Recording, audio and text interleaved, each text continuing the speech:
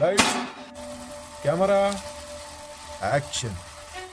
So the Indian, or rather the Hindi film industry, is going through what can only be called trying times. My colleague Rajesh Naidu recently wrote that up to 40 big budget film projects, each of them easily over 100 crore rupees, have either been put on cold storage or been shelved altogether. This is more than double of the number of projects that used to be annually shelved before the pandemic. Here's Rajesh, who covers the business of films for ET. One statistic, a source told me that there are 200 films which have been made, and those films, producers are not able to release it because we don't have money to spend on promotion and advertising. As a result of this, neither streaming platforms are buying those films nor exhibitors are ready to show those films. And the shelved projects feature big names. Films like Rakshas and Baiju Bawra starring Ranveer Singh, Ganpat 2, Rambo and Hero No. 1, which were to be led by Tiger Shroff, the Akshay Kumar starrer Hera Fairy 3, and Draupadi, which would have been led by Deepika Padukone. So why is this happening? 3 reasons. 1. Big money charged by movie stars and even the film crew.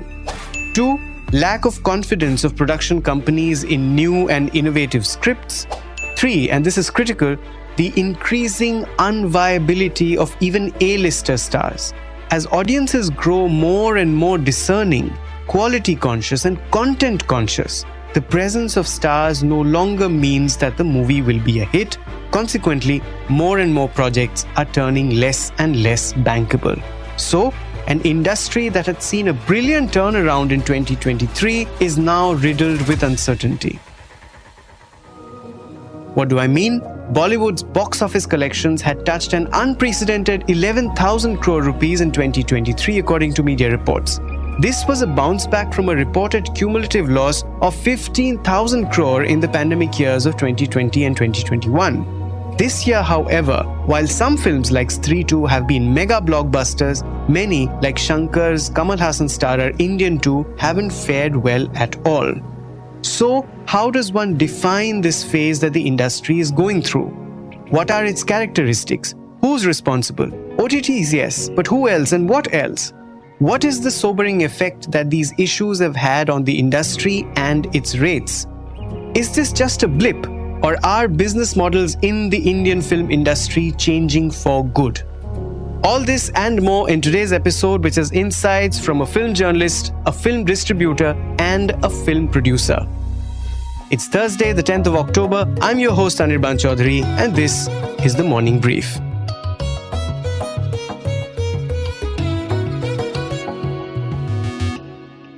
Let's first listen to my conversation with Rajesh. Basically, if you understand, there are 3 reasons because of which films are not doing well or big films have been shelved. One of the most important reason is the talent cost.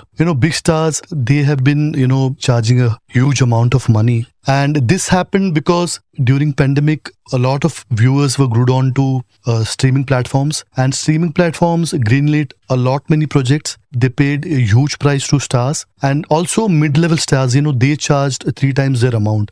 As a result of this, the whole cost of making films, it went up. Now, post-pandemic, what has happened is the same talent is not delivering the goods in terms of, good opening at the box office. Like, recently Karan Johar made a very interesting point. He said, big stars, they are not even giving opening at the box office, their films, commensurate with their, remuneration. Yeah, Rajesh, I remember that discussion. In fact, here's Karan Johar in that very recent roundtable conversation.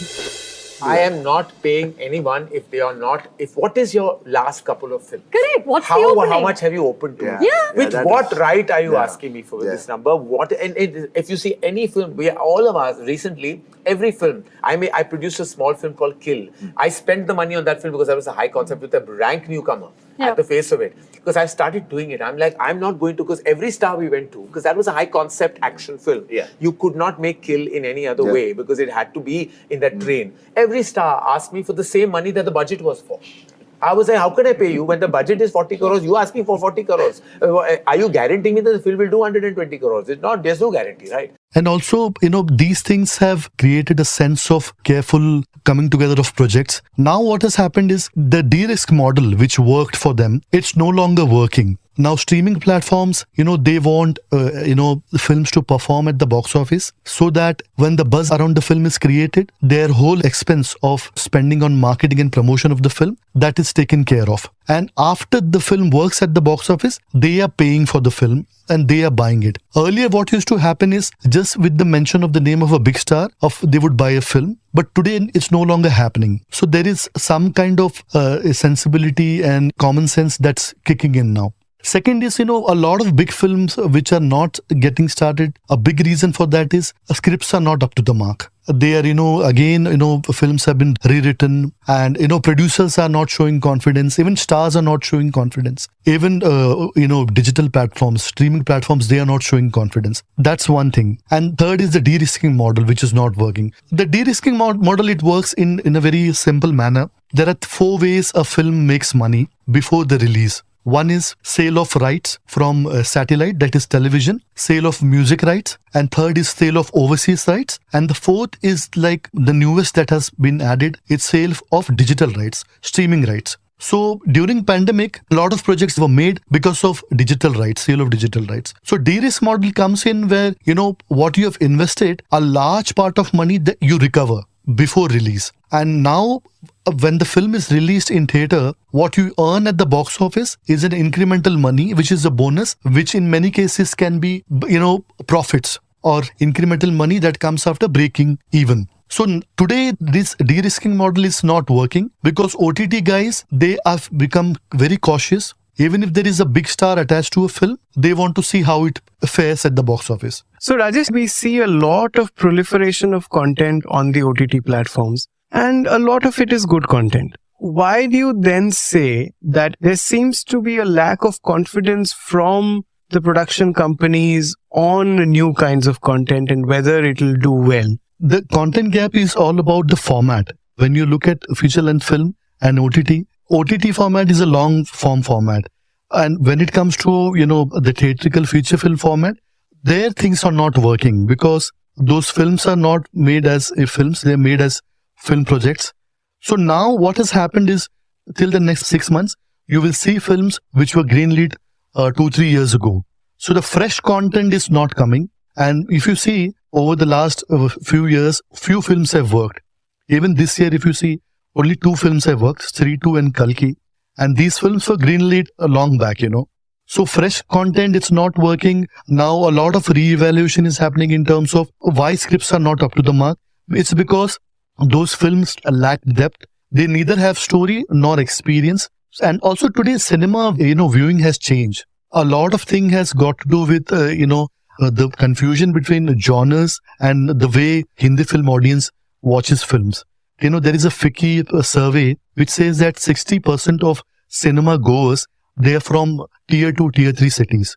And this audience, if you see, it's not so much enamored of the Western genre or Western template. They want rasas. It's like a thali approach where they want 4-5 themes or aesthetics in the film which give them a holistic experience. And that's why if you see films which have worked, especially the latest, blockbuster, Stree 2, it has everything which demands or which has a certain requirement of collective viewing. But if you are stuck in a genre approach of Western template, those films, you would not find audience for that. And that's where when I say scripts are not working or they are been rewritten, these elements have to be incorporated. And that's where producers are working.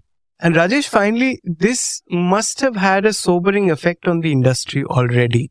One of the manifestations is that, as you wrote in your recent story, actors, A-listers have slashed their rates. What are the other ways in which this slowdown, if I may call it, has manifested itself in the industry? Except apart from, of course, projects themselves getting shelved, which is the core, but what are the other ways? Anirban, what I can say is there are a lot of films which have been made. One statistic source told me that there are 200 films which have been made, and those films, producers are not able to release it because we don't have money to spend on promotion and advertising. As a result of this, neither streaming platforms are buying those films nor exhibitors are ready to show those films. A film has to be viable now, economically viable. Unless a film is economically viable, projects are not taking off. And one of the main costs, as most people know, is the talent cost. It's almost 45 to 55%. In fact, a lot of mid-range actors, they have also, increased their remuneration, which is a big concern because their films are not capable of generating good opening at the box office. So it's not just A-list actors whose fees have gone up during the pandemic. Even the cinematographers and other crew members, their fees have also gone up because what had happened is during the pandemics they worked on a lot of web series, and web series they were paid much more than what they were paid on feature films. And that's a big challenge for producers, because there is a grammar, there is a certain economic sense to making a feature film, So one has to be realistic. All the crew members have to be realistic. And then, a film becomes viable. So people have to, take a backseat and let's have more share in the profits of film. Apart from remuneration project by project, it has to also do with infrastructure being developed, What kind of infrastructural changes are we talking about? So there is a thought in the industry, about creating an infrastructure where mid-size films or mid-budget films, they should get theatrical release. And for that, small theaters, 100-seater or 60-seater theaters that we see in the US and which are economically priced so that, the audience come, watch this film and there is some business. Now, what has happened is, exhibitors, they are so brand conscious and, actor conscious that they are more interested in big actors. And mid-budget films, since they don't have A-list actors attached to them, they are struggling for release. So, Anirban, these are the things I foresee happening in the industry in the next few months, because that's how, it's a sustainable model and it has a certain economic sense to it. Next, Rajesh and I spoke to someone who's part of an ilk that's closest to monitoring the fate of a film. Sunil Wadhwa, a veteran film distributor with 175 films to his credit. He now runs his production company called Karmic Films. I started by asking Wadhwa if the business of distributing films has indeed changed. So now the distribution has changed drastically across all India. Earlier, we used to get a minimum guarantee, refundable advance, or a distribution commissions. Till today, South Indian films are being sold on a MG basis for a big actor. Either minimum guarantee or a NRA, which is a non-refundable advance. In minimum guarantee, if you are paying for any territory minimum guarantee, there is a commission of a 20% and overflow sharing of a 50-50. If it is a non-refundable advance, then the commission is 20% and overflow is 80-20. So this traditional kind of doing a business still exists in the South Indian market. But in North India, for a Hindi film, it's completely vanished because of the content not being so great. Because the risks are very high and sub-distributor or a pan-India distributor are not willing to take a risk, because if they take a risk, then the dent is huge. Right. So they are not buying films and producers are not giving you minimum guarantee also. Producer, they are not buying films, that is true. They are giving the refundable advance to a regular production house or a studio who has got lineup. So that tomorrow, even if there is a deficit, which can be adjusted in the next or a second film or a third film. Sir, as you very well know, big budget films, they are also not working, especially even if they have big star, big A-list actors. And also projects are not taking off. If you can give us, what are the practical things which, need to be done for projects to take off? So basically, my insight post-pandemic has been very deep-rooted. Most of the production has taken a backseat in terms of greenlighting a big project, because the big project can be categorized either into a serious project or either into a proposal project. Okay, on a prima facie, proposal projects are getting shelved. On a serious project, and how you define the serious project, where the there is a belief in the script, leap of faith on the script, and the actors are willing to shed their fees and coming as a back-end partner, so that they can focus on the production, and the money should be spent on the cost of production so that the film can greenlit. Earlier, 100 crore if it is a COP, and studio is funding the entire project with the 100% capital, and the studio will spend on the P&A, which is the marketing, to the extent of 20 crore between India and overseas. So 120 is the cost, and a recovery of that particular project, assume it is a 200 crore. So 120 will be recouped by the studio, and on top of it, they will take a cost of money on the cash flow disbursed and commission on the business. And rest, whatever the surplus is left, it has been shared between the producer, depending upon the ratio what it has been inked. So essentially, you're talking about having a share in the profits of a film. Correct. So also, if you can, just enlighten us about the whole process of funding films has changed. This is something what you spoke about is how projects have been made. I'm talking about, sources of funding, how, the sources of funding have changed post-pandemic.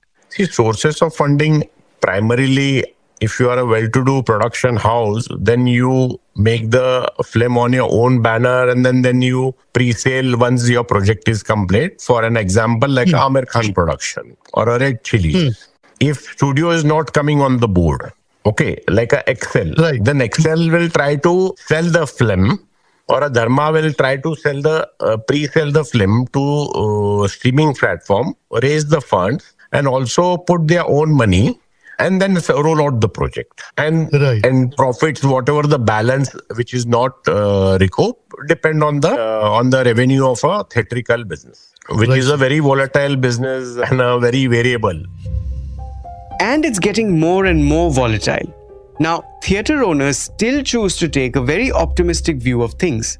Here's Sanjeev Bijli, Executive Director of PVR Inox, in a recent conversation with my colleague Ratna Bhushan. Honestly, I think it is a competition for content watching, and it's something that gained momentum during the pandemic and the closure of cinemas, because there was no other avenue to watch content since we were shut for almost 2 years. When I think since then, water has found its own level. It's taken time for the water to find its own level. The other side, I think streamers are also not buying directly now. Neither is a producer selling directly. I don't think that has happened. But going forward, there is a very clear demarcation and a very clear commitment to theaters that they want to release films on the theaters first. Okay.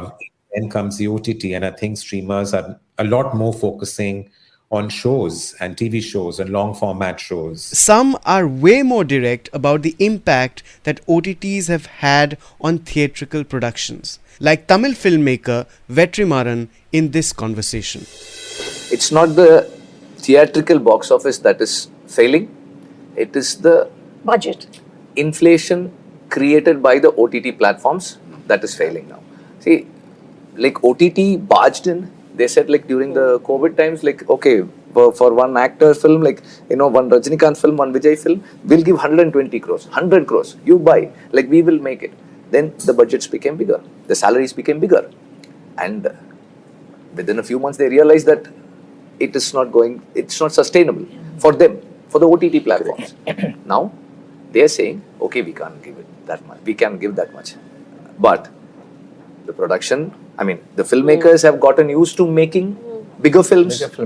And actors have gotten used to taking bigger salaries. What to do now?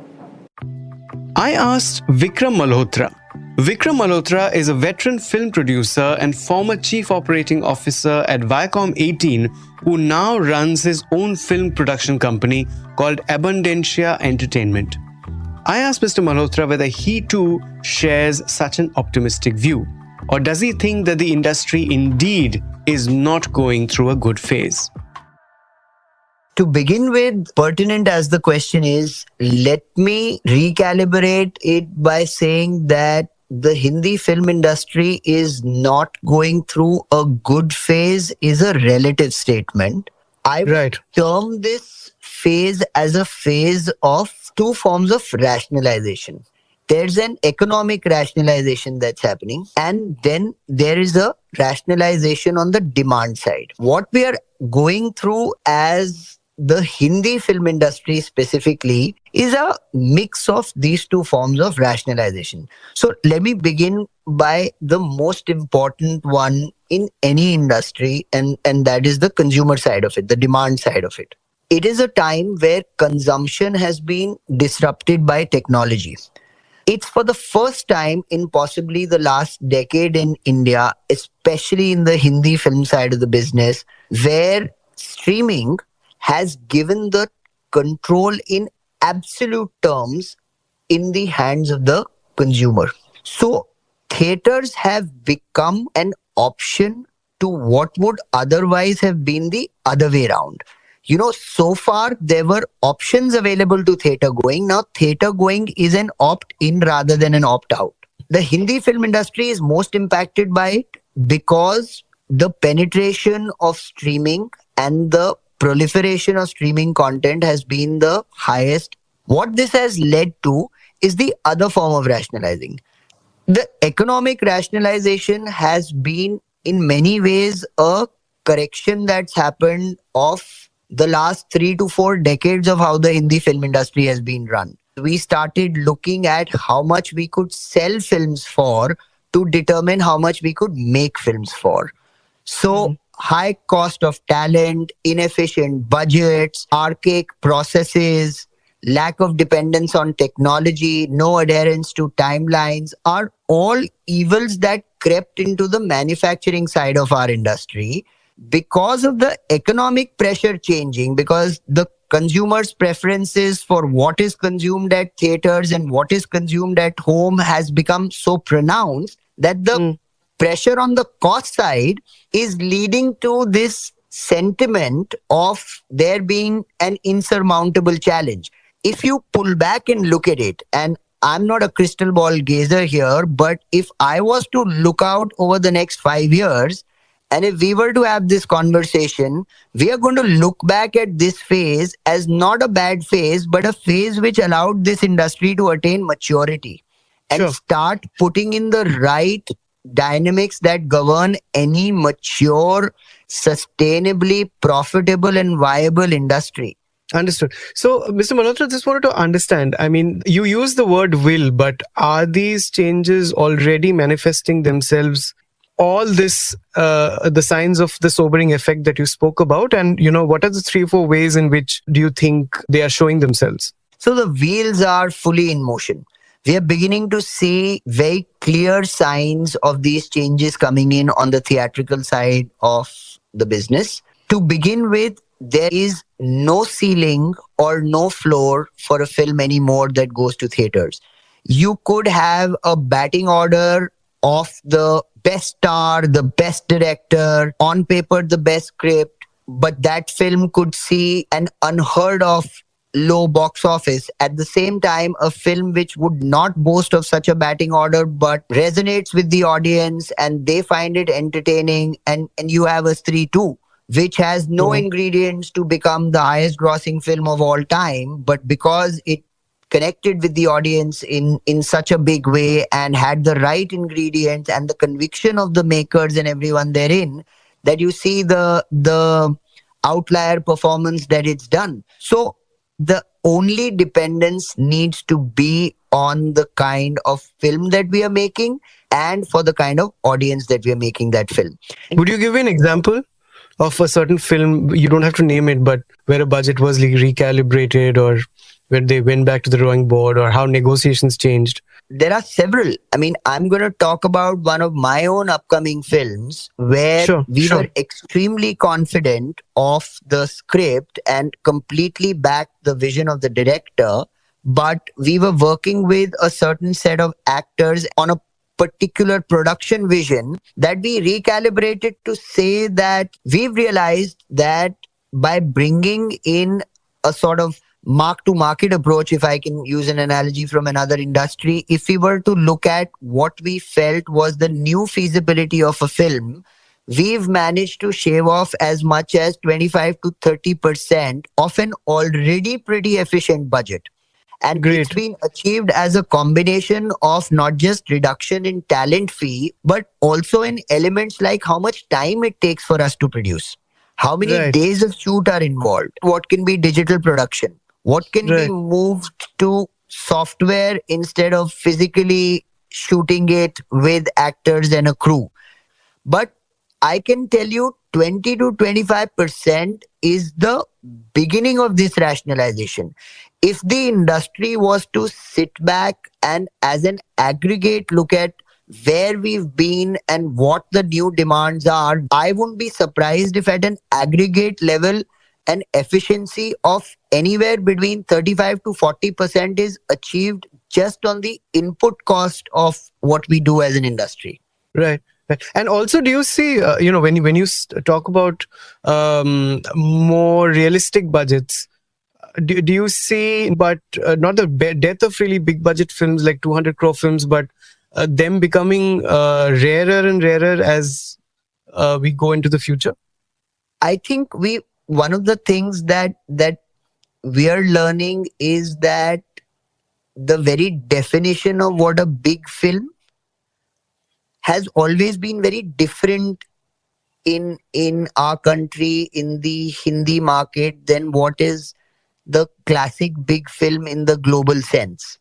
The classic definition of big budget is money that's spent on production, on VFX, on scale, on output.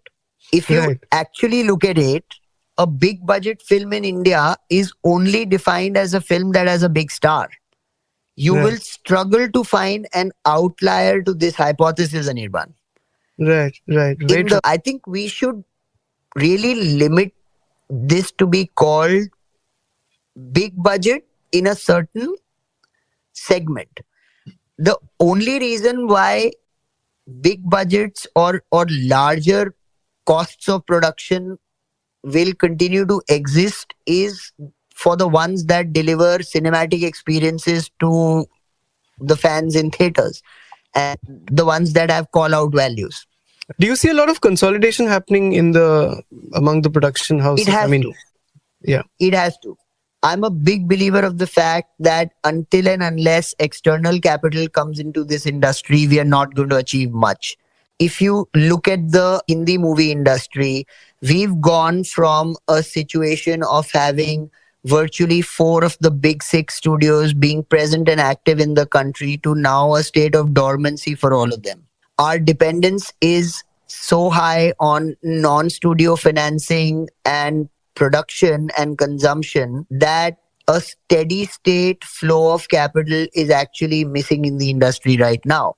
My larger concern remains that for any form of sustainable profitability to come in a business where risk is inherent, we need to be able to scale up. We need to be able to work on slates or portfolios, and we need to have own ability to take risk rather than transfer our risk to another player down the line.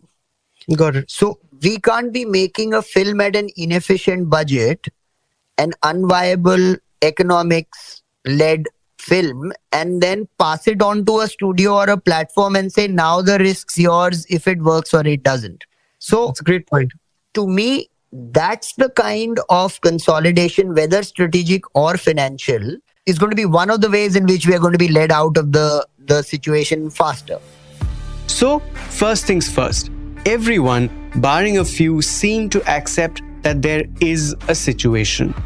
Older forms of doing the business of films needs a recalibration. Lower star fees, saner budgets, a sharp focus on content, and a massive acknowledgement of the audience's intelligence. And the fact that the calibration is forced by the onslaught of razor-sharp OTTs or set in motion by the pandemic, or actually both, doesn't really matter. What matters is a realization that focus areas and priorities have to change.